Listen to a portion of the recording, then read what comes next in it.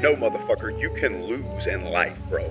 You can fucking lose. This man has literally exploded on YouTube this year, gaining tens of thousands of subs every month, talking about how he's made millions of dollars and changed his own life. He's captured the hearts and minds of young guys across the world, and he also runs something called the War Room. War Room is a group of guys that push each other and kind of forge each other through fire to become better men. Working closely with the most Googled man on the planet. You know who I'm talking about, and he's stuck in Romania right now. But anyway, I wanted to get some secrets from one of YouTube's new favorite icons. So I DM'd Justin, bought a same-day flight to Miami. Seriously, I was literally there for 24 hours.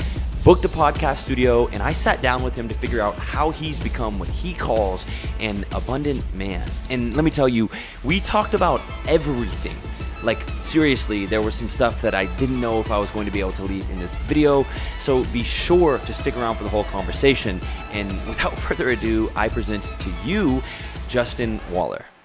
Hey guys, really quickly as we jump into this video, I wanted to let you know that I'm giving away $300 between 3 of you guys, partnering with the biggest crypto exchange in the world, Binance. Literally all you have to do to enter is follow the first link down below in the description to go create an account on Binance, and then follow the second link to fill out a survey. It's gonna ask you the name of my first collection. That was champs only, that's the answer. And then it's gonna ask you to paste in your Binance ID. That's literally all you have to do to enter, so go do it now. Links down below in the description. Excited for today's episode. Incredible guest, so I'll do the intro very fast.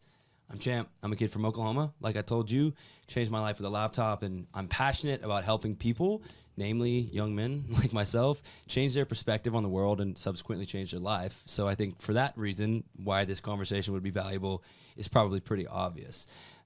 Today I want to have a ruthlessly honest conversation that leaves anybody who watches this video in a position to take one step closer towards taking total ownership over their life. That's what I love talking about, and you create a lot of content about it as well. So I think a lot of people watching this video already know who you are, right? I am joined today by entrepreneur, creator, War Room mastermind, athlete. Not everyone knows that, Justin Waller. But for those who don't know who you are, can I get a quick intro on Mr. Waller? Yeah, man, Justin Waller. I'm also from a small town in South Louisiana. I'm a big believer in creating an atmosphere in my content where guys can see a path to kind of have a small town exit. You know, let them see a bigger consciousness, what the world has to offer for them, and hopefully put some good out in the world, man. I do a lot of real world work. Like, my main income comes from construction and real estate, so it's really good to do something that's fulfilling to me. And if that helps a bunch of young men in the process, that would be the goal. So I'd feel very happy about that in every way. Absolutely. Well, yeah. I wanted to talk to you about where you come from, because I know you didn't always live the lifestyle that you live now. And I think I read a quote from you that was something along the lines of, the only way we knew how to make doctor money was in boots. Yeah, something of that nature. So talk to me a little bit about your early life. You came from a small town. What was that like? Yeah, so I grew up in, like I said, in South Louisiana. My dad was a cotton farmer, and so he tried to do that for a little while. Didn't work out. Parents split up. So he went into the restaurant business, but my stepfather was in construction. He did metal buildings. And so we never had a lot of money, but I knew that the people that he worked for had money because they'd buy new work trucks, and he'd end up getting one. And, you know, whether he stayed or got fired or whatever, I knew that those people had money. In fact, when I was a kid, we had 2 house fires. We know who made the fires, my mom, but we had to go stay in his boss's house. And he lived in this big fucking house, man. And it was obvious to me at that point that the man that owned that company made a lot of money doing metal buildings. And so we didn't live in a neighborhood where there were lawyers or doctors or anything like that. So the only consciousness I had around people that had money did construction. And so for that reason, I chose construction management as a path. I thought I would go play football and get a construction management degree, and then, you know, be working in Dallas, making $150, have a 401k, a big truck, huge house, and then I'd go start my own business. But I know a lot of people who live that lifestyle, by the way. Yeah, yeah. And look, that life in Dallas, man, I say Dallas, I just use Dallas. It's interchangeable. Yeah. Yeah. But you know, any major city that's got these big construction companies that do these big projects, man, you know, it's not a bad life these guys are living. In fact, a lot of them make enough income, they could get into real estate quite easily. It's just up to them whether they want to be an entrepreneur or not, whether they want to take those steps or they want to, you know, go the 401k route, which wasn't for me. Right. Me either. Yeah. I made it less than a year in corporate America. You mentioned though you went to college as well, right? And you played ball in college, right? Yeah, I how played long, football. Yeah, how long did you do that? Yeah, so I mean, obviously, I played all three sports. I played football, baseball, and basketball until my junior year. And it was around my junior year I realized that baseball scholarships are most often partial. Mm-hmm. And basketball, I could have played basketball, I guess, but I'd have had to go play D3 or some shit like that. It wouldn't have been playing to the hand I was dealt. I was mostly tough and willing to hit and do that whole thing. So I played football. I went to ULM in Monroe, and they paid for my school. And at that time, it was the best decision I knew to make. Now, if I had it all to do again, obviously, I think we all would agree that going to college might not be the best choice in 2023. Like, if I could have 4 more years of entrepreneurship, I would take that. But I did get a lot from playing football. I can't say that for the classroom, but I think there's a lot of very important lessons that come from playing college football that I was able to get. Like, one, it's a business. Yeah. It's a straight up business. Yeah. Like, you have a bad game against A&M because you didn't hit the weights hard enough, or you didn't weigh enough, or you didn't do the play correctly, or whatever. Your coach will pass you in the hallway and not talk to you. His family is on the line. So I'm a big proponent of playing the players. It's a business. Those schools make a bunch of money. But I would say I learned more on the field than I did in the classroom, just about life. That's really interesting. I had never thought of college football as sort of analogous to business ownership, but it is because you're selling tickets. I mean, they just started paying the players, but you're selling tickets, right? And I assume that probably taught you a lot about like how to manage relationships with people when money's on the line. Do you know what I mean? Yeah, you get an up close and personal view of what your manager, your position coach, is going through. Yeah. And looking, dude, it's not an easy job. We were just talking about my coach. He had left ULM, and I think he went to Texas Tech and then Tulsa. His name's Steve Farmer, one of the best men I've ever known. But looking back at the pressure they must have been under, if we didn't win conference, or if we didn't win a certain amount of games or whatever, and their whole future is on the back of a fucking 18-year-old.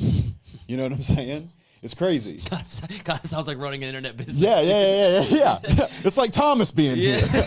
Except, I mean, but but yeah, I understand, for sure. Yeah, I understand what you're saying. Yeah. Well, you walked right into the next thing I was going to ask you because a number of people who do what we do have espoused pretty like negative views of college in the last couple of years, right? I went to college, by the way. In my perspective, is kind of similar to yours, wherein I don't know that I would necessarily recommend it for someone who wants to do what I do, but there are certainly things that I gained from it that have been useful, mostly outside of what I actually learned in class, though. When did you go? I graduated in 2020, so 2016 to 2020. Nice. I'm 24. Nice. I'm a fucking baby, dude. But but anyway, I just want to say this is the version of college you went to, completely different than the version of college I went to. Yeah, it's like time machine different. Yeah, for sure. Yeah. Do you think it was better? No. I think that kids today are, and I say kids, I think that college students today are more plugged into politics, geopolitics, because I mean, dude, Twitter, Instagram, all these other things, like letting them know the truths about the world. So no, I think a kid in college has a much better shot. But the only thing I would say is that it's tricky because unless you're going to go get a doctorate or be a pharmacist or whatever, or directly be a doctor or dentist or whatever, then I don't see a lot of use for it. But I didn't have the experience that you probably had in college. Yeah, but I don't use my. It's what you said, right? If you're do you use the skills though. Yeah, but you think? But no, yes, but no, because Instagram changes every other day. Yeah, but you know what skills I there are skills that were important to be successful in college that are also important in life, like discipline. Right. But those are things you can learn elsewhere, right? But at the same time, like probably similar to you, everything that I did in my life thus far is the reason why I am where. So I wouldn't change anything, right? I completely agree. But objectively, like the amount that this costs, right? And the way that people, I think, get stonewalled from feeling like they have great opportunities in life because they can't afford something is a damn shame, because the reality is, like you said, the amount of truths that we can learn about the world for free now with Twitter and with the sort of advent of the internet, and it gets faster every year, right? Now we have AI and all of these things, is outstanding, right? But for me at least, a lot of it has been about actually unlearning things that I was taught sort of in conventional America, right? And that's what I wanted to ask you about next, is because I know there are kids that will watch this video that are that age, right? That are 16 to 20, trying to figure out what the fuck they're gonna do, and they don't know if they should go to college, and they don't know if it, what job they want to work, right? But what I do think all of them have in common is a certain number of things.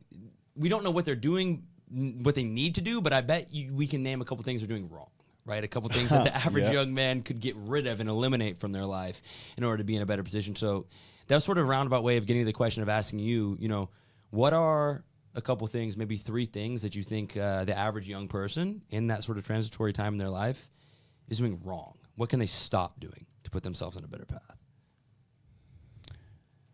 I have to reverse engineer what I think is most important, and I think that's their physical fitness. So they should stop skipping the gym, because at this point I think it's common knowledge that that's something you should be doing, right? Any young man that's doing any kind of drugs, I would say find a way to stop and do that at an early age. Clearly the video games, but these are all like cliche answers, right?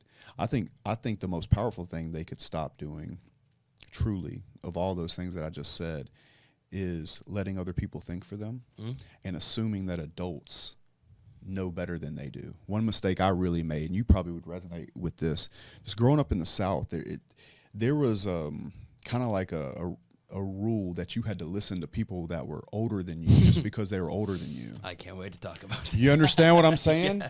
But I know a lot of those people and they're still in my life today, some of them. And you ask the question, okay, I hear you, respect, but why? And because I said so, because I'm an adult. Well, you're a fucking idiot also, but as a child, you don't see that. At 17, you can't see that, because it's like our teachers now, I'm not promoting not being respectful to your elders. I'm completely about that. In fact, one thing young people should stop is being disrespectful. But I'm saying allow them to say what they have to say to you, but stop letting them think for you. Go think for yourself. Go look for yourself. I think that particularly my generation, I had to unlearn so much, like you say, because I took people at their word because they were older than me, and I thought that meant they were right. And if I could go back and tap on my own shoulder, I would tell myself, hey, listen, go look for yourself. Look at that person. Do you want to be that person when you grow up? 100 out of 100, the answer is no. Dude, because you're right. You can exercise respect without, it's as simple as this.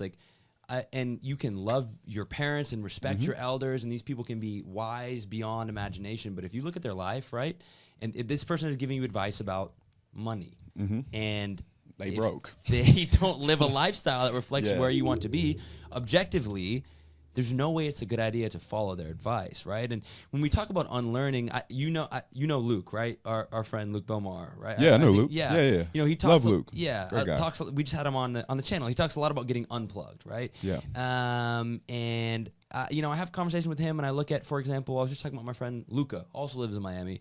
$100 million entrepreneur, dropped out of high school. He's 20. Yeah. He's younger than me, dude. He's fucking 22 years old. And there are all these things that are possible about the world, at least if you're like me, that you grow up believing can't be true, right? And that was probably the biggest obstacle to me starting my own business, was limiting beliefs, wherein I was afraid to take that leap or quit my job because I almost thought that, well, if it's possible, then everyone would do it, right? But the reality is, do you know what I mean? But the reality is that we build these sort of glass cages around ourselves and limit our own potential, I believe, through sort of those limiting beliefs.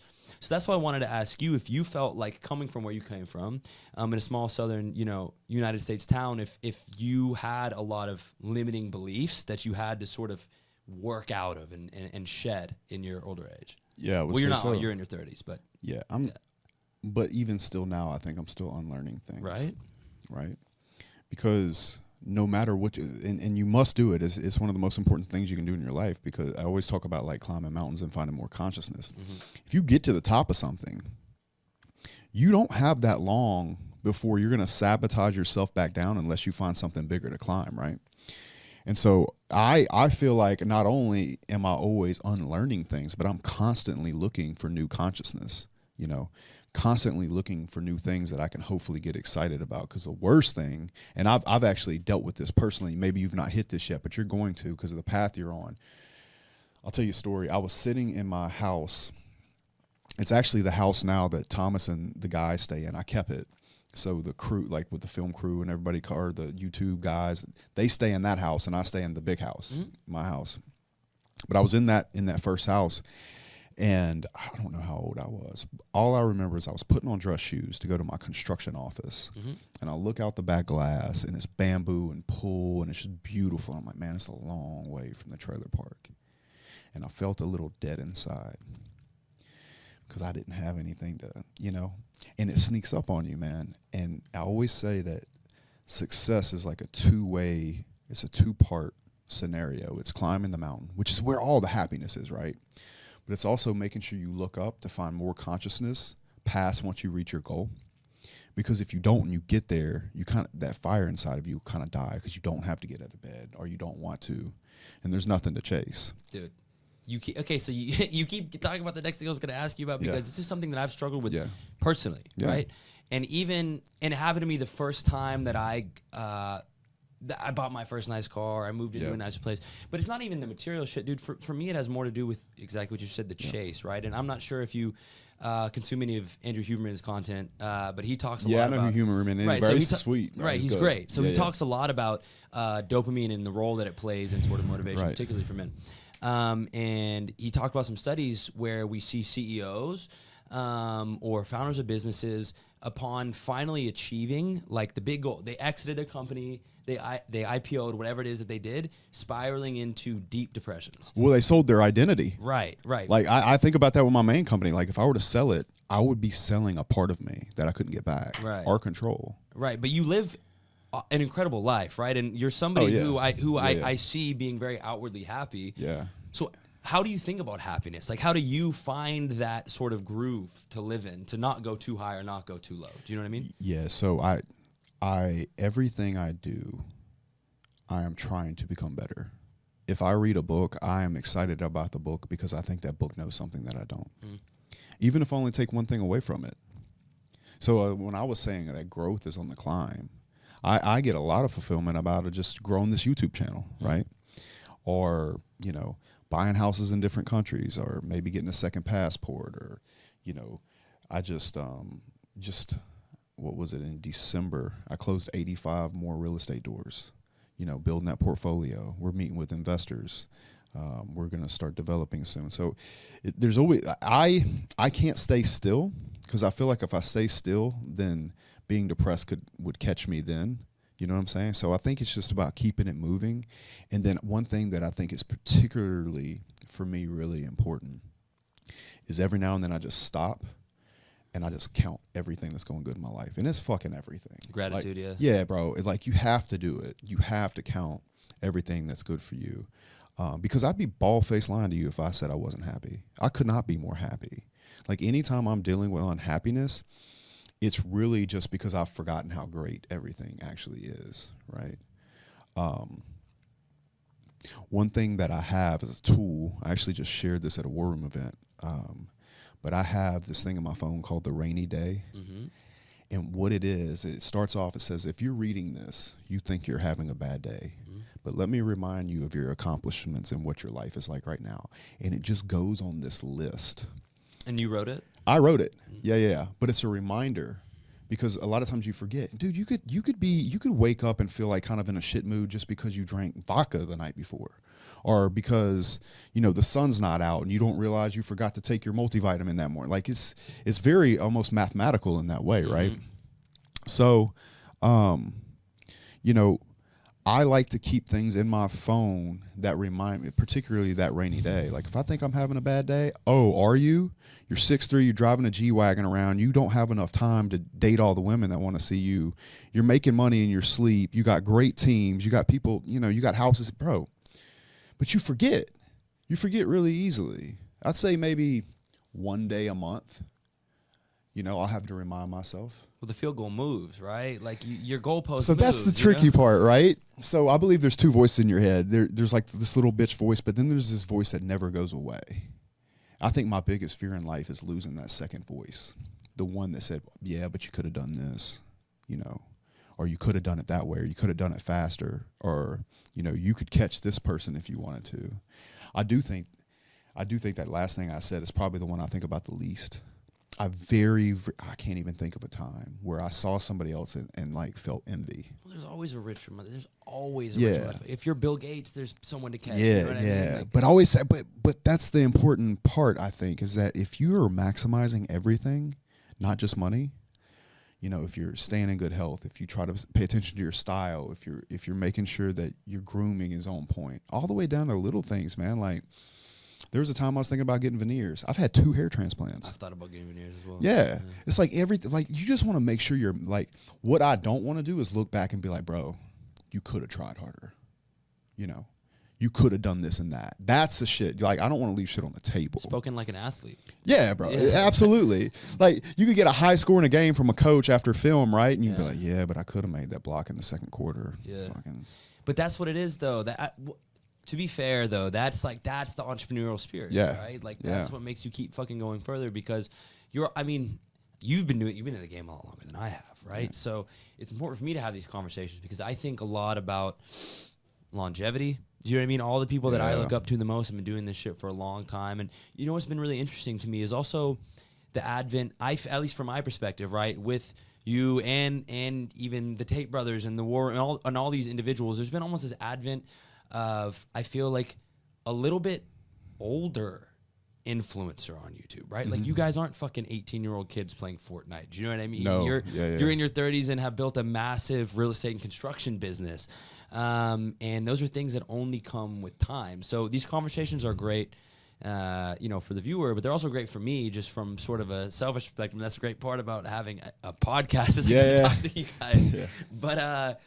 But, you know, back to what you said earlier about, because humans are complex creatures, right? And some days you do just kind of wake up and feel like shit, no matter how much gratitude you practice or you meditate every day, or even if you had a great workout the day before.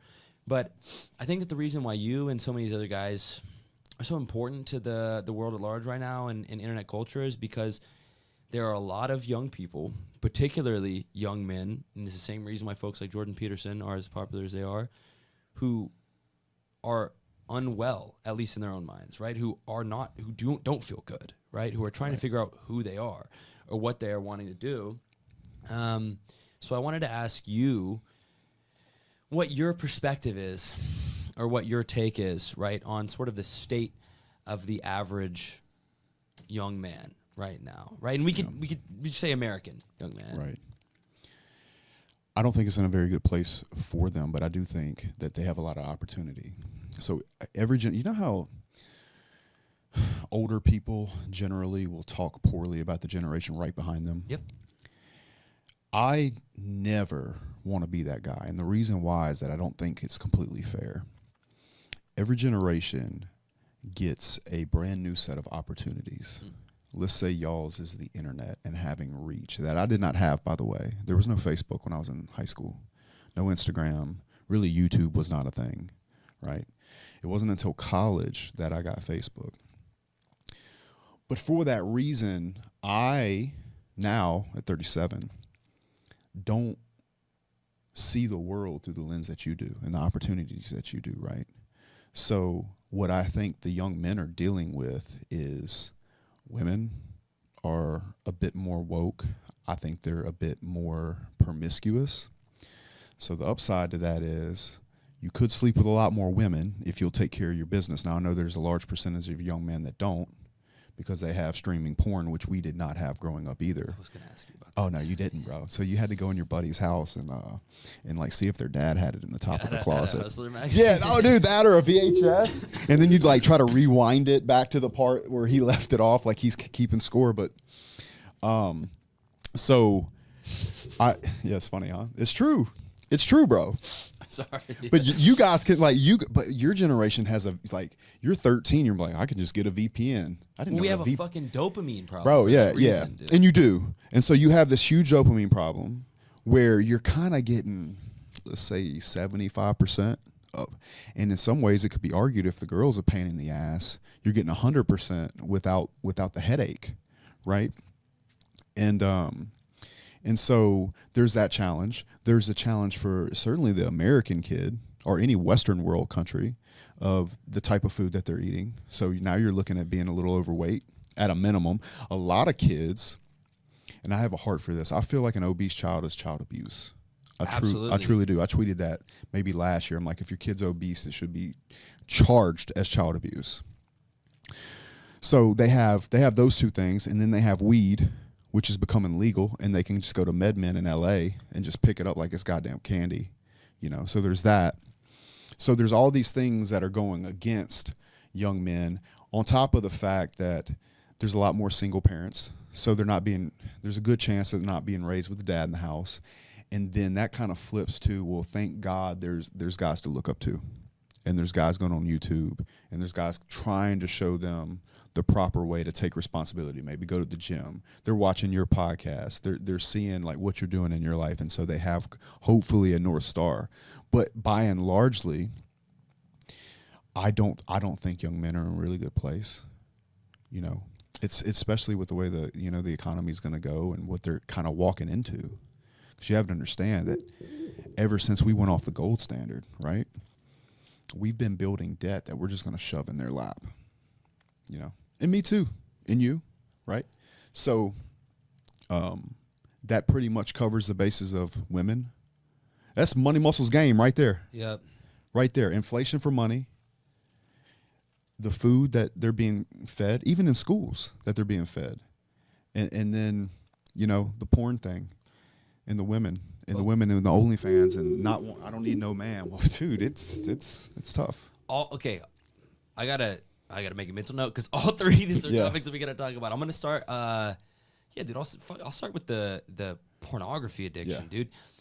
I worry about, because I'll probably have kids. Yeah. I worry about if I had a son right now and he was, you know, he got a pocket supercomputer at age 3, right? Like, listen, dude, I'm glad that I didn't get an iPod Touch or whatever till I was like 14. I've never spoken about this before. No, but seriously, the dude, when I was probably 13 or 14, I found out that there was infinite naked women on the internet, dude. Yeah. And I know in retrospect that fucked me up, right? I know that started that started a damaging dopamine hyper addiction at a developmental part of my life, right?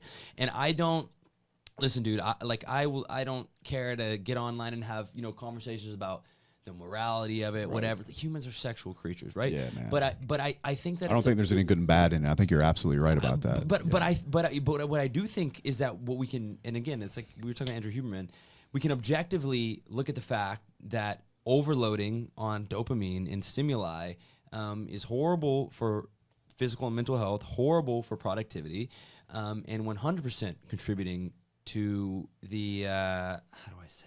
It sounds stereotypical to say like the feminized male, but you know what I mean? Like people who just aren't fucking doing anything. Right? So I was gonna ask you, what do you do? Do you limit your screen time? Do you limit like your usage and what you consume on a daily basis? Or like how do you sort of navigate that part of your life? Yeah, so I mean, the thing with me is I don't need the porn. Really, it's more about like not answering my text messages. Yeah. If I'm being 100. Yeah, and sorry, I was dumping all that in the same bucket. The pornography, fucking Twitter, TikTok, yeah, online casino. Yeah, so I don't gamble. I'll tell you one thing that I do that I think is very helpful, and it won't answer this question completely, but I do believe in something called an information diet.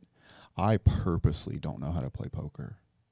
Like, very intentfully, hey, do you want to play poker? I'll teach you. No, I don't.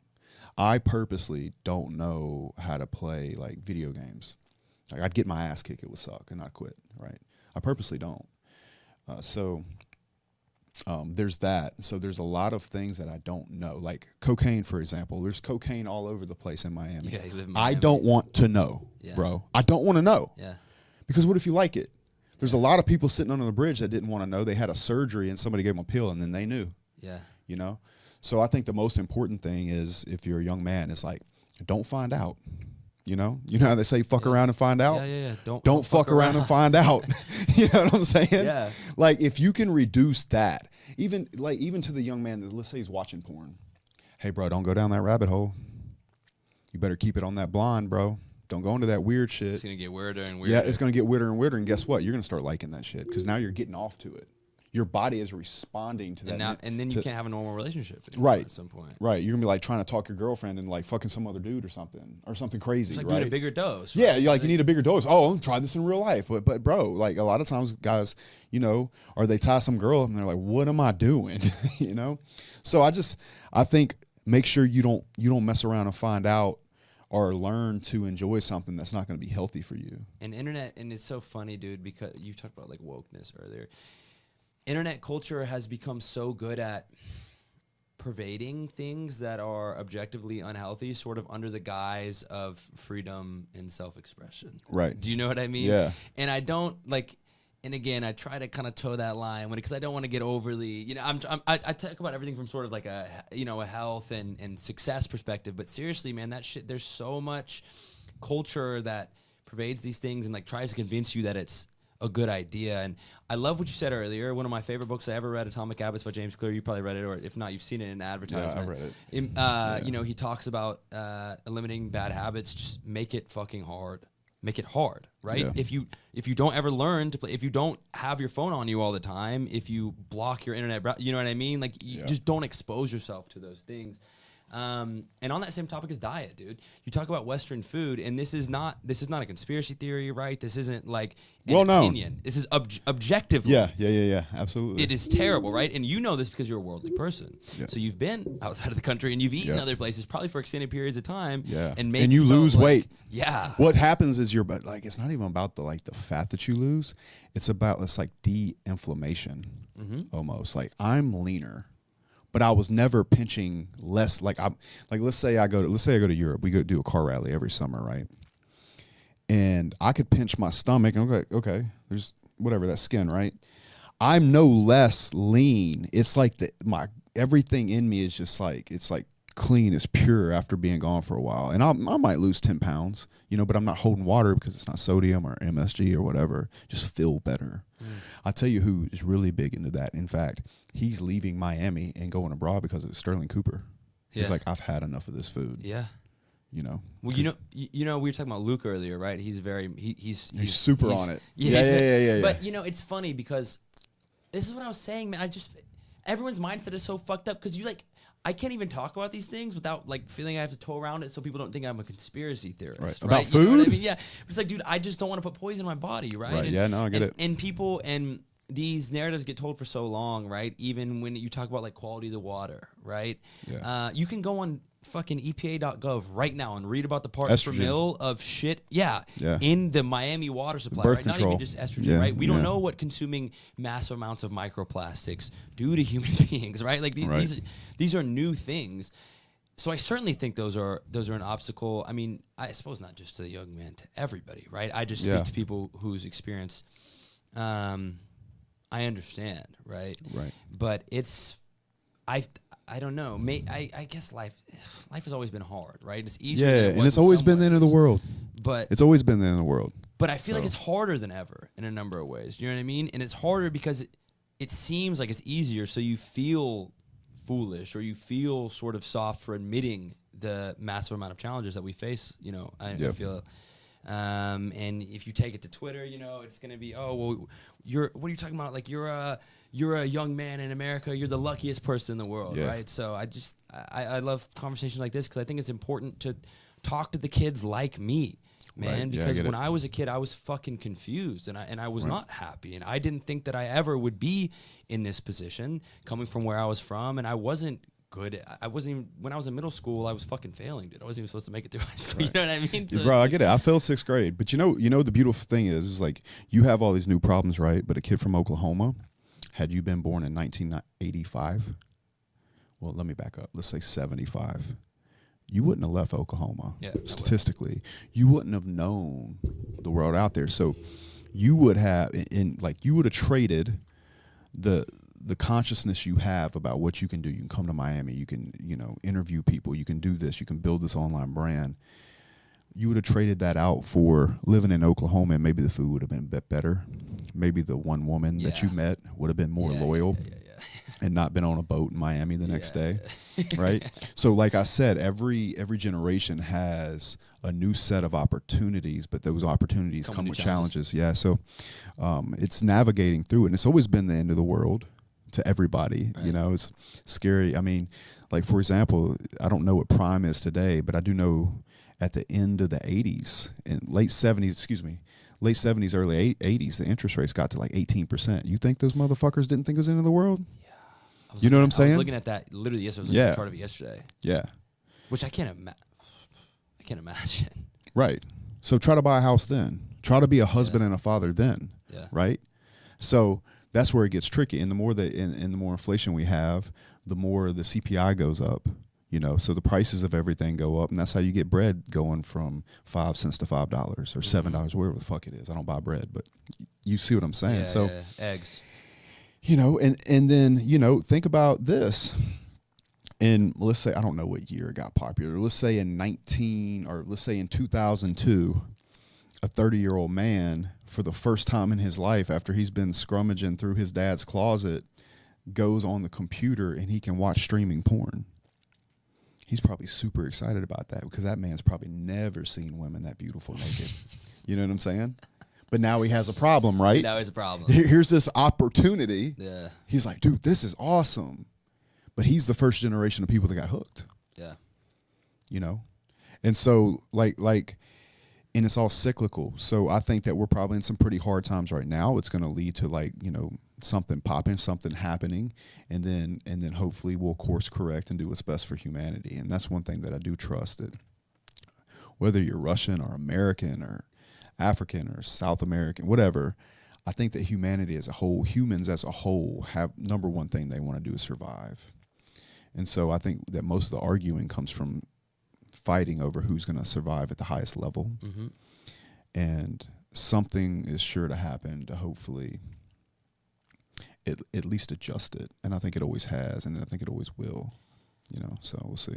And on that topic, sort of, we talk about adjustments, right? And I've been seeing what feel like, maybe just because of the sphere of Twitter that I live in, almost seismic shifts of people's sort of a perspective on geopolitics and their perspective on where the best places to live are, right? And we were talking earlier about the UAE, we were talking earlier about the United States. There's been some pretty prominent, you know, influencers that have relocated to that area of the United States. What is, not necessarily what you were going to do personally, but what is your sort of perspective on, at least from my perspective, I've been seeing, I feel a huge gravitation towards the UAE and even people converting to Islam, right? Like, do you think that's sort of a reaction to the amount of bullshit that's going on in the United States right now, or why do you think that is? Yeah, I think people have had enough. So I think you know how they say that there's a quiet majority? I think that people are having enough of that. But then just like a product or anything else, there's an early adopter, right? There's early adopters. Like when they're doing app products and stuff like that, they call them early adopters. Mm-hmm. I think our early adopters of, okay, this is bullshit, are actually leaving. You know, like I just bought a house in UAE. Mm-hmm. Now, I'm not saying I'm leaving America. I think making the decision whether you're going to leave America or not really depends on how you make money. I'll make money in brick and mortar business mostly. So for me, that would shut down a huge part of my income, right? So probably not the smartest thing for me to do, to just jump ship. But if I made money on the internet and I wanted to go to St. Kitts or do the whole Bahamas thing or get residency in Dubai, like I just bought a house in Dubai.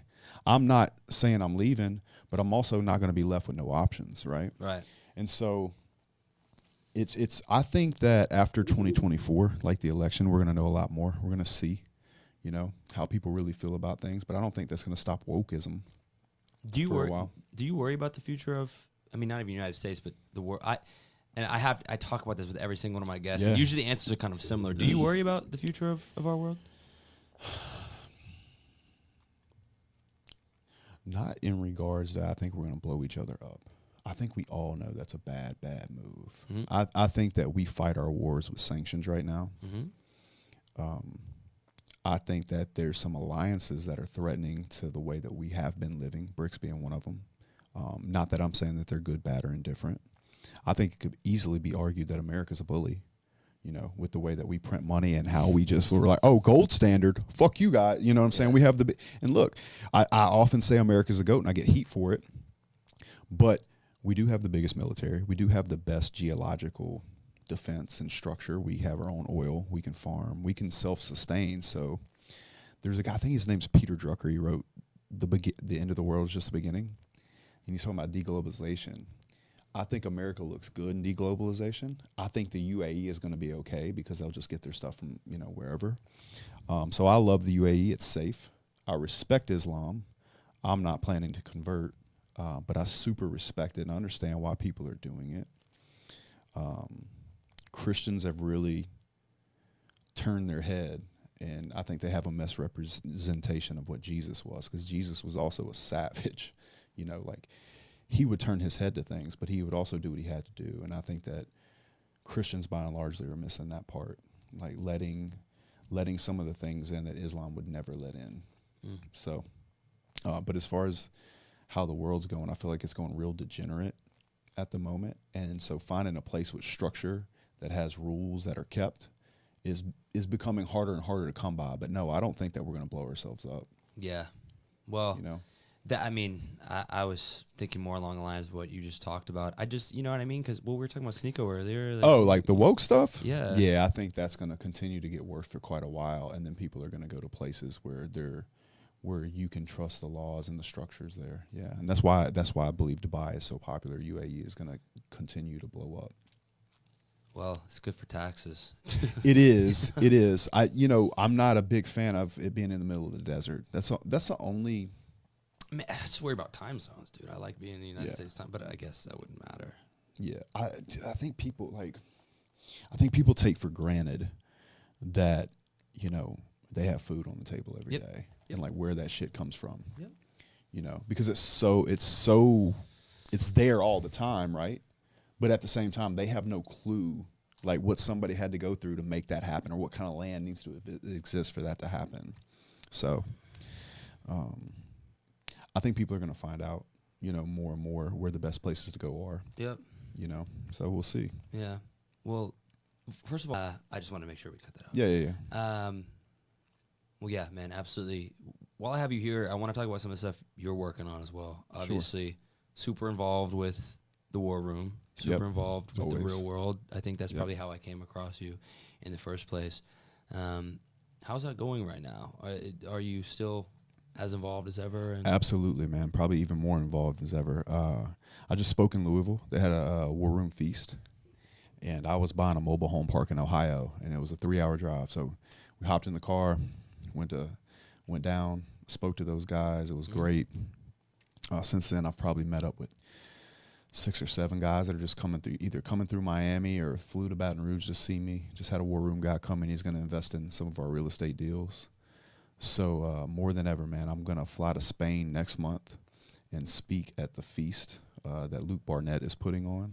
So the War Room has feasts. It's where they kind of do some education, or in this case, they're going to do a lot of sparring, and then people come in to speak, and they do a big dinner together, you know, and get together. Just yesterday, I spoke to Dylan Madden, and he's one of the professors in the real world. And man, they're killing it, man. We're changing lives every day. I think it was just yesterday or the day before, a 14-year-old made $3,000. You know what I'm saying? Like, and he made it like bam, bam, like he made it in a week. You know? I do. That's the whole reason why I got involved in internet business in the first place. Yeah, right? It's crazy. It's crazy. You know, it's almost like the decentralization of business in a way. You know, like when I was growing up, Walmart was like juggernaut, and they still are, right? Yeah. But I guess the point that I'm making is like there was not a thought process for me where I could have a product that's all over the world, like overnight, and you could get a small piece of that. But a small piece of that is a whole lot to one person. So, yeah, we had that, and then he also told me about a guy that he couldn't pay his rent. He's got 2 kids. He had lost his job during COVID, whatever. They're struggling really bad. He spent all his reserves. Not only did he pay rent, but then he turned around and paid it 3 months in advance just to make sure. So, yeah, man, the real world's changing lives every day. In fact, quick plug, if anybody wants to get in the real world, hit me up on Instagram. Do we have my Instagram back yet? Do it on Twitter.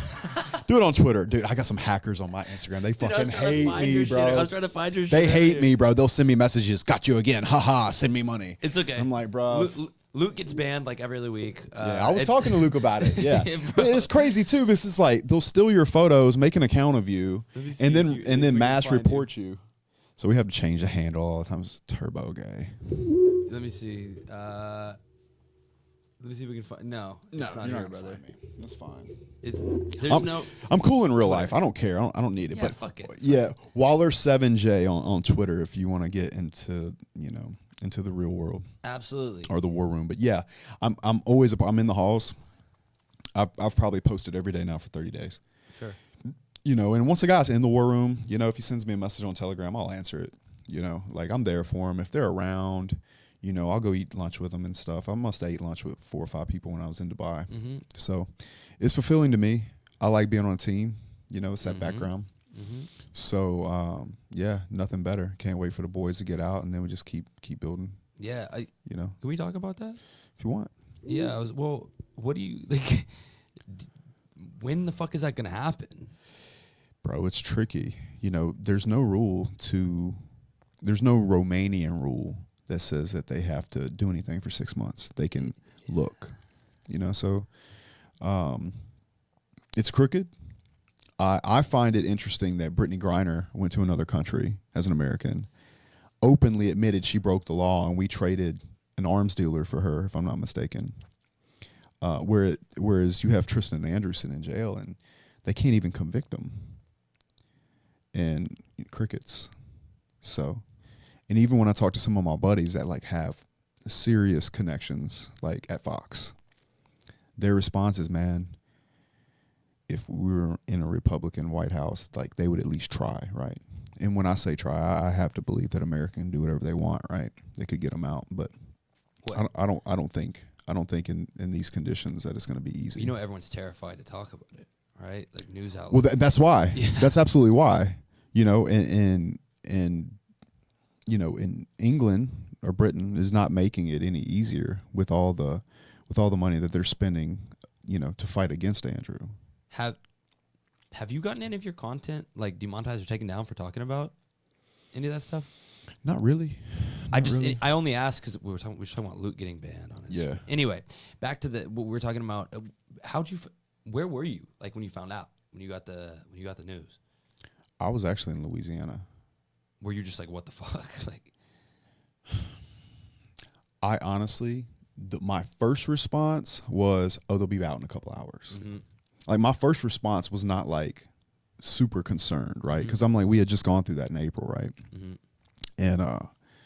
And so when it first happened, I was like, okay, they'll be out tomorrow. Literally, it was at like day 4 where I was like staring at the ceiling. What the fuck is going on, man? So, and then now every time they push it back, it's just almost like you're kind of not in shock, but like in awe of just how openly blatant it is. There's no evidence. These girls are coming out and saying that they weren't victims, right? And when they say that, then instead of it being a woke world where women can think for themselves and make their own decisions and they're empowered, now they were manipulated and they can't think for themselves any longer. It's so clearly obtuse that it disgusts me. Do you think that they will get out though? Well, they're not going to be able to charge them with it. Yeah, well, that's why I asked, right? So, and then like the only way they don't get out is if they don't get a fair trial. Yeah. And that, I think, is my biggest concern right now. It's not whether they're innocent or guilty. It's whether they get a fair shake. That I can't answer, but I like to stay positive about it because I like to put the positive things into the atmosphere for that reason. Certainly. For that reason, outside of somebody just bald-faced lying about them, then they're absolutely getting out. Well, I ask from a place of legitimate curiosity, right? No, because I don't know what the fuck's going on, right? But you know these guys personally, which also, as long as I've known who you are, I just knew that you guys knew each other. How did that relationship form? I joined the war room. Oh, really? Yeah. You just joined and I joined the war room, and then I met him, and then you know how things happen. It's like people click in a certain way, Andrew's pretty selective about who he keeps around. I assume so. I like to say that, or like to think that I'm worth that selection, you know, in a lot of ways. And I just think that, you know, there's some times where things match up. Oh, money, this, and this. But then there's like that interpersonal connection that you can't fake that. So we've always just gotten along, been close in that way. And, you know, for that reason, we spend a lot of time together. Jewel, same way, shooter. Sterling. I mean, there's about 5 of us that really spend a lot of time together. So That's crazy. I'll tell you who else is like that. Really, really good dude is Tam Khan. Tam Khan's really cool. Yeah. Yeah, really good dude. Damn, so all that happened on the internet.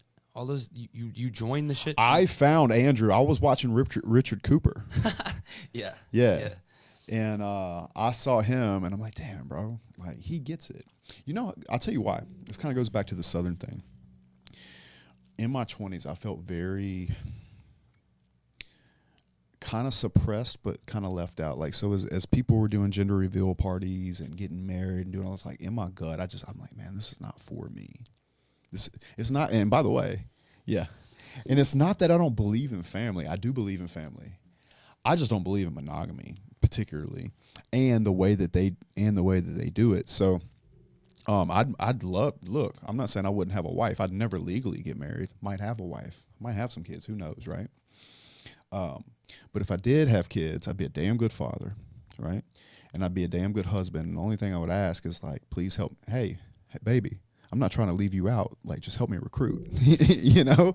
And so there was just like, I felt super trapped inside of that. And I knew that all my friends felt the same way.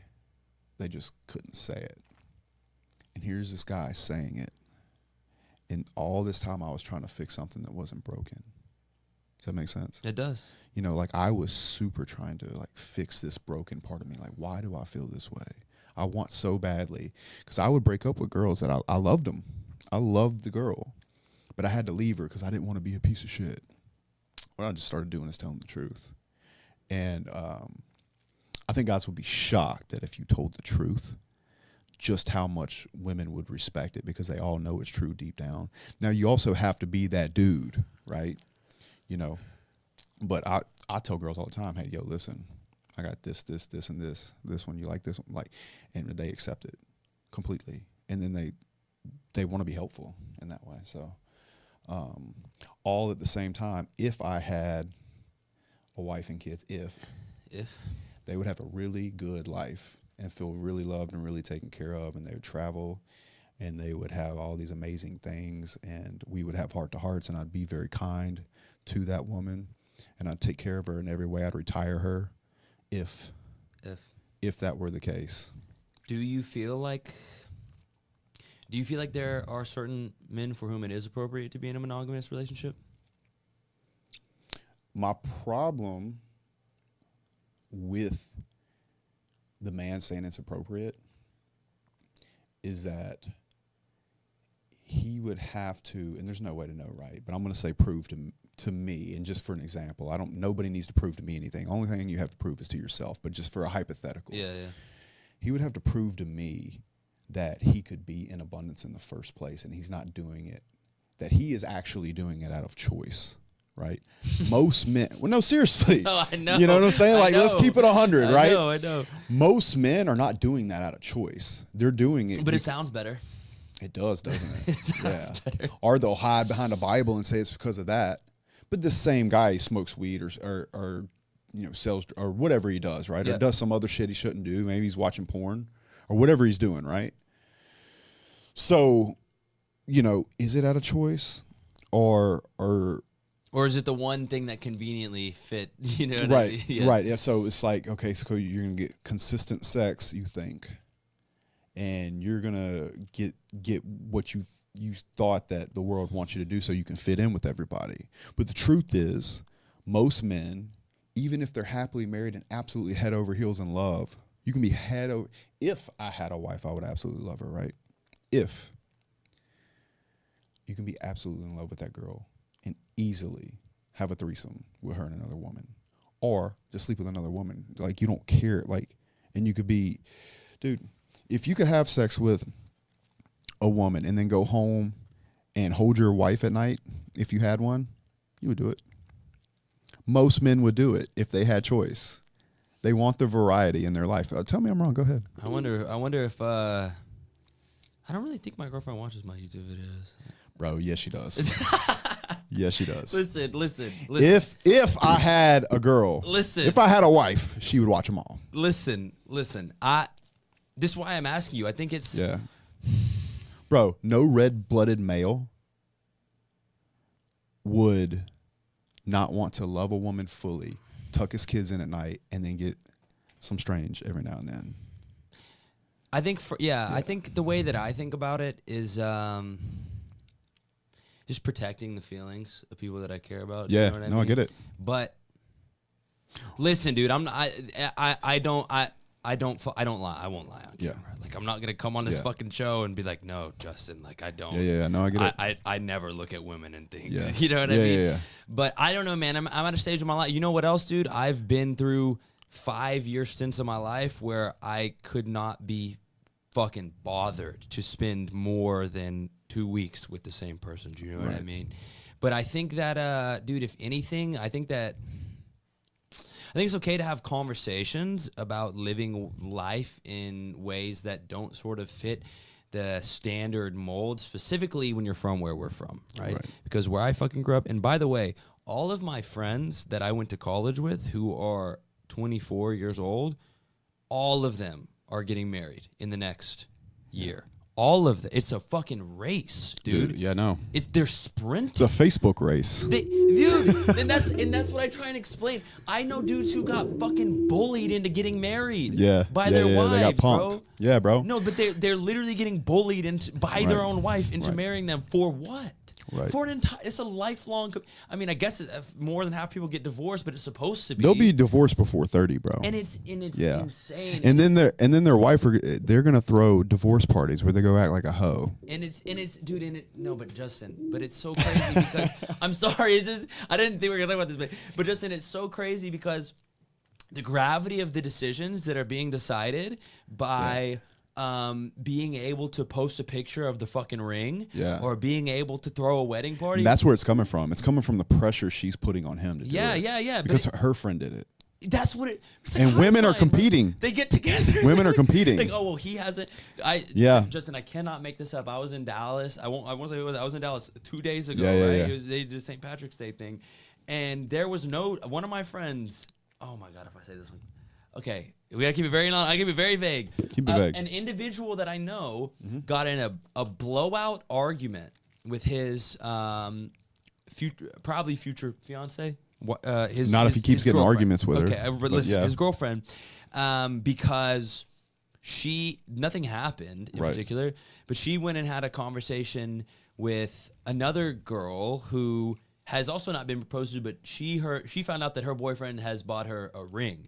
So this other girl was like, so nothing happened. She just got mad. She just realized that she got mad that he hadn't proposed to her fast enough. Yeah. And this was like a fucking, I'm talking, he's getting shoved across the bar. They're yelling in public, like crazy shit, dude. So so that's his fault, by the way. Okay, let's talk extreme accountability. Women don't act like that with men that they respect. He has allowed an atmosphere between he and that girl. Told him the same thing. That allows her to disrespect him in that way. You know what I mean? Told him the same thing. So, just the fact that he is willing to raise his voice at all lets her know that there's some level like this, when really she should look up to him, and she clearly doesn't. So she's going to punk him for a ring. There are many, many women I know that would spend as much time as I possibly give them. No ring needed. None. And let me speak to something you were going to say. Because I think it's that you said it's the expectation that you have to set in truth that is going to stop her from having her feelings hurt. Women want position. If you can give a woman position and give her true love, I can almost guarantee you, and you're that guy, and your frame is right, and you can provide, she'll be happier with you because you're adding in that dread factor, right? So it's he loves me not, but she does know that you love her. And so particularly how I handle that situation is always by telling the truth, because a lot of marriages get broken up because the man is too much of a coward to tell the woman the truth, and he just gets caught. Right. Right. That's a fucking fact. That's where the real pain is. Yeah. Because so you have to start with the basis of, hey, this is who I am, you know, and you can be close and like we can work through this or whatever. But I'm not big. I'm big on making sure that it's not from a place of deceit. I understand. Yeah. Well, and if it's not, then I don't think you're doing anything wrong. The reason I was smiling, Justin, while you were talking is not because I thought what you're saying was funny. It's because whenever you talk, I imagine comments. I imagine. Oh, your comments that you're gonna get? Oh yeah, you're gonna get smoked over me, bro. You're lucky. You're lucky. Some other guys are not on here. You'd be even worse. Yeah, dude. If Fonzo was on here, or are you doing Fresh and Fit later today? No. Oh, okay. Because that's every time. That's a fucking bloodbath, dude. Bro, I've been on Fresh and Fit. God, dude. Probably close to 10 times now. Yeah, and every time. And it's always murder, bro. They're great. I love them, man. Yeah, man. Well, look, it's you know, that's why I wanted to have you on, right? Because I am not partial to, I think, any sort of one way of thinking other than fucking thinking and understanding that the world might not be the way that you imagine it is, and understanding that once you start to peel back the layers on what you previously thought were objective truths about the world, you realize that you're self-sabotaging in a lot of ways, particularly as a young man. We talked about this earlier, but I am what I am partial to is people who are brutally honest and unabashedly true to themselves, right? And that's what, you know, and again, this isn't a fucking think piece on you or on any other guys we mentioned. We were talking about any of those guys, right? But what all those people do have in common is that they don't give a fuck, and they say exactly what it is that they're thinking, right? And those people have almost a gravitational pull, right? And you think about it even in professional sports, in fucking MMA and wrestling, where it's not even real, right? You think about like the fucking Conor McGregors and these guys that are they just say shit. And I think it's important to have those dialogues in a world, again, where it's like, dude, like I'm afraid to, and I'm not, dude, I'm not a radical speaker. Like as a matter of fact, most of the things that we've talked about today, I see multiple sides of, but it's like, dude, it's so fun to have these conversations because it makes me just sit here and realize, like, man, you know, sometimes I think things that I would like to say that I'm like, oh, maybe I shouldn't say that. Maybe that is the number one thing that young people should stop doing, caring what other people think. It's the most beneficial freedom that will ever come, and honestly, I think it's the most profitable thing that could ever come. My biggest struggle coming up, I wanted to do YouTube for a long time. There were two things in my way. I wanted to have a liquid M in the bank. Mm-hmm. And then past that, even after I'd done it, I was worried about what people on my Facebook would think about me. Now I purposely flex on their ass. Oh, yes. Private jet. Fuck all of you. You know, not because I'm angry at anyone. I truly don't live with anger, but this is the part of me that was scared about what people would think. Yes. You know, and so for me, dude, and yeah. Sorry for that. No, do it. No, I just sorry. I see myself in these conversations because it's real. Dude, and it's so real. And this is when I talk about limiting beliefs, and I know that like the whole Matrix thing has gotten so played out, but when I talk about that, man, like I really just think that I think 90% of this battle is mental, and I think that so many people have incredible potential inside of them, and that they're not blocked by a lack of skill, they're not blocked by a lack of intelligence, they're blocked by a lack of self-belief, and that lack of self-belief is fueled by fucking misconceptions about the world, dude. Yeah. And the more people like you I meet, or I was talking about Luca earlier, I meet kids that are 21 years old that are 100 millionaires that dropped out of fucking high school. Luke loves talking about this, right? All these guys, maybe they just, well, first of all, not only maybe they just know something I don't know, maybe I just have misconceptions that they've shed, right? So anyway, I think it's important to empower people to speak what the fuck they think in a world where there's this fake atmosphere of everyone's opinion is heard because we all have Twitter. But the reality is that we all open Twitter and I'll have 100 thoughts and I'll only tweet one of them because the other 99 are not going to go over well. Do you know what I mean? Yeah. But I feel like you've built a brand wherein you literally just fucking. I live my entire life. I live my entire life that way. No, I wouldn't do all 100. I do every one that was true to me. Yeah. And there's no better freedom in the world. And what you grow to find out is that everything that you were scared of around judgment, it's going to happen. But the amount of love that will come to you for being who you truly are is going to so far surpass it. I was so scared. Yeah, me too. That's why I wasted years of my life, dude. That's Yeah. why I didn't start till I was 23. I should have started when I was 12. Yeah. Yeah. And so guys like Sneeko benefit from that, right? In such a huge way. Like everywhere I go with Sneeko, people want to take pictures, right? It's great.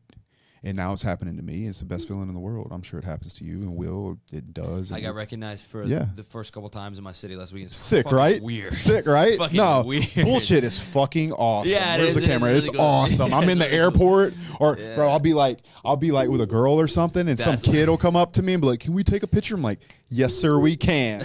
Here you go. Make the whoopee take it, or the if I had a wife take it.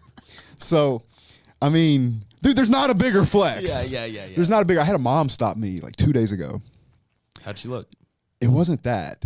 It was that she stopped me and she had her 2 kids. She looked good, man. But like it's like she had her kids with her. She got back. She's like, no, bro. She was probably like, she was past dating age. Okay. But it was awesome because her little boy noticed me, and so the little boy noticed me going to the bathroom, and then the little girl must have Googled, and so the mom wanted to take a picture with both the kids. And dude, I'm here for that. I love that. You know. I don't want to be anything but good and kind to people, so it's great. So yeah, you're gonna love that shit. You gotta get the Instagram back up just so you can get the DMs, bro. So you get the DM, bro. some deal flow. Dude, I don't need it. Never mind, you don't need it. I don't but need it'd it. be nice. But Yeah, Instagram's cool, bro. I heard that Meta's coming out with a paid blue check. So they fucking should. They make so much money, dude. I think I was super glad when Elon did it. I'll openly say, like, I was trying to get it. But I'll put it to you like this. The reason I'll openly talk about this is because I don't tag having a blue check or big Instagram to being cool. Motherfucker, I'm cool in real life. Same. You know what I'm saying? And I know that, and I know who I am. And so, like, if I could have bought a blue check and it would have worked, I'd have done it. Oh, it's okay. transactional. It protects your account, bro. We're talking about. All right, let's talk about. I did, bro. Yeah. I paid fucking 10 grand for one, Yep. and then, Bro, I tried. Yeah, now it doesn't matter. Yeah, now it doesn't matter. So like, and that's the thing, man. It's like people knew I had money and they would just come after me. I spent 60 just trying to keep it up, dude. paying dudes to pull it back up for me. Now I just like whatever, bro. Like if I lose, I was to the point. And I do have Instagram. I'm not going to tell you what the handle is, but I was to the point where it's like I had no photos, nothing on it, trying to protect it, keeping it down. Because these fucking trolls, they got nothing to do. They're nerds. Bro, keep my Instagram. I'll be me. Bro, you know? Brother, All guess day. what? I spent 10,000 on a check on Twitter. It doesn't matter now. Instagram gave me a fucking blue check for free, and I still have that one. So it's crazy. But you know what? Like people can say, "Oh my god, you spent." Dude, that's transactional. No, brother, I was getting DMs every day of people getting scammed from people pretending to be me. So like, yeah, no, dude, half of it wasn't even for me. Of course, it was for me because it's cool. Like I'm not acting like it wasn't for me, but also like, fuck, like stop getting scammed. Yeah, and you, dude, bro, especially because you have like a war room link, right? So Yeah. people are.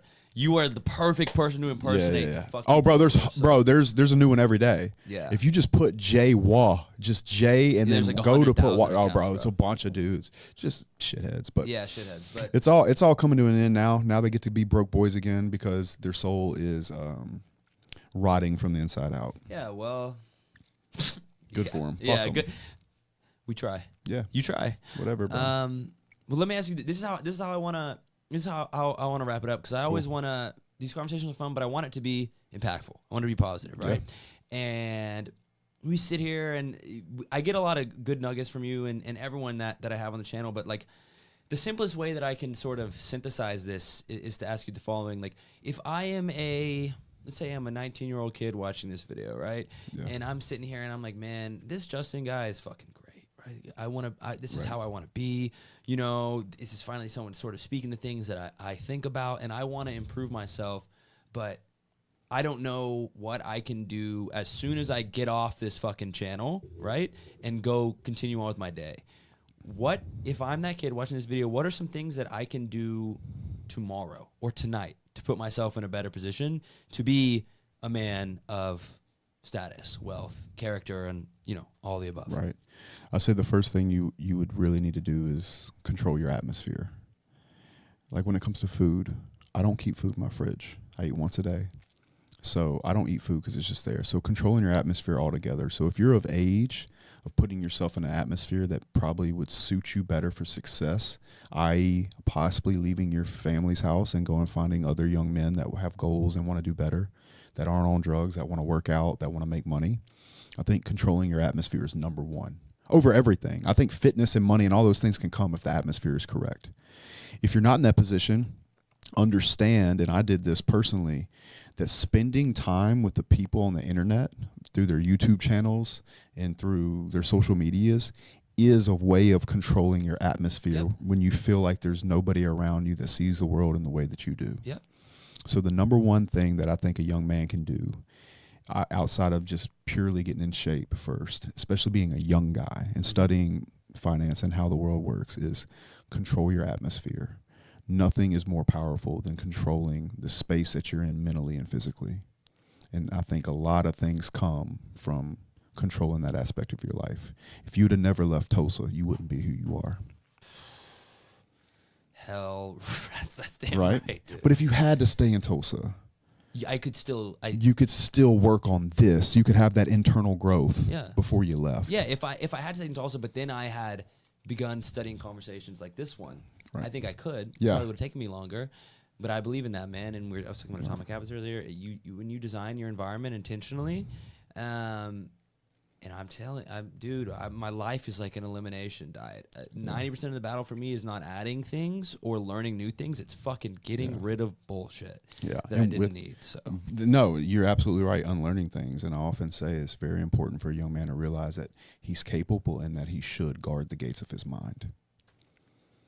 Guard the gates of your mind. There's a world out there that might not align with what you want for yourself. So if you guard the gates of your mind, you might just be able to fend that off until you can create an atmosphere around you of who you want to be. So incredible. That's what I would tell them, especially in a small town. Yeah. I appreciate you, brother. We have that in man. common. I appreciate you coming on the channel, man. Yeah, man. I think this has been maybe the best conversation I've gotten to have on here thus far. This is one I was looking forward to personally, man. I know you're a busy guy, so we appreciate you coming on the show. I'd love to have you back sometime. I'd love to. I told you I'm going to be back in Miami connecting with you-know-who. I don't want to spoil it. Yeah, that handsome little son of a bitch. Yeah, but I appreciate you, man. Thank you for man. coming on. I'm glad to be here, man.